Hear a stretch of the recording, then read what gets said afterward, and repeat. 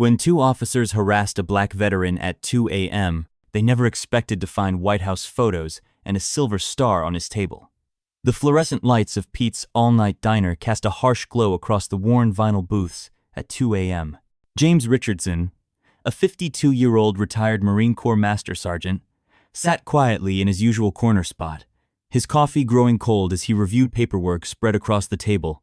His weathered hands, telling stories of 30 years of service, carefully arranged the documents, discharge papers, military honors, and a letter confirming his new position as a veterans counselor at the local VA hospital. Two police officers, Officers Brady and Thompson, entered the diner, the bell above the door announcing their arrival. They scanned the nearly empty restaurant, their eyes lingering suspiciously on James. Making their way to the counter, they ordered coffee while casting sideways glances at the black veteran. "Sir," Officer Brady called out, approaching James's table with an unwarranted air of authority. "We've had reports of someone suspicious in the area. Mind telling us what you are doing here at this hour?" Thompson stood behind his partner, hand resting unnecessarily on his belt. James looked up calmly, decades of military discipline evident in his composed demeanor. "Just reviewing some paperwork, officers," he replied evenly, though a flicker of tired resignation crossed his face. This wasn't his first encounter with such treatment. "Pretty late for paperwork," Thompson remarked skeptically. "Let's see some ID." The request came out more like a demand, drawing uncomfortable glances from the diner's staff.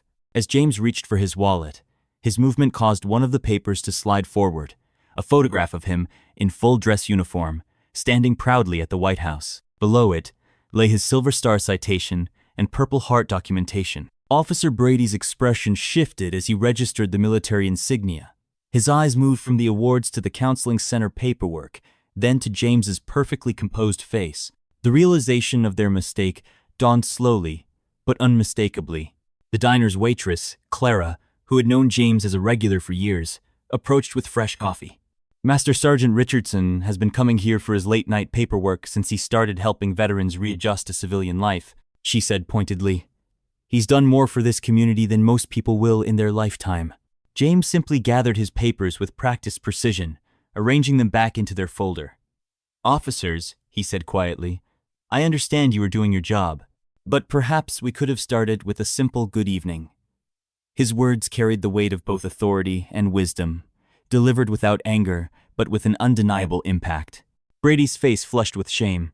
"Sir, we apologize for the disruption. Thank you for your service, and for what you continue to do for our veterans." Thompson nodded awkwardly in agreement, both officers now acutely aware of their prejudiced assumptions. As the officers retreated to their patrol car, James returned to his paperwork.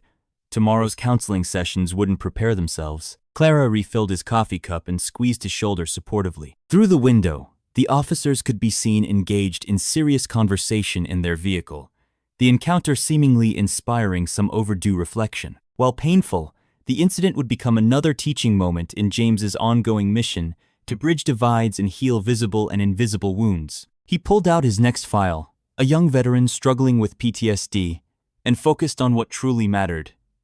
Continuing his life's work of service to others, regardless of how some might initially perceive him. The neon open sign buzzed softly in the window as the night continued, its steady glow illuminating a scene that had become all too familiar in America. Yet this time, perhaps, with a lesson learned and a small step toward understanding taken.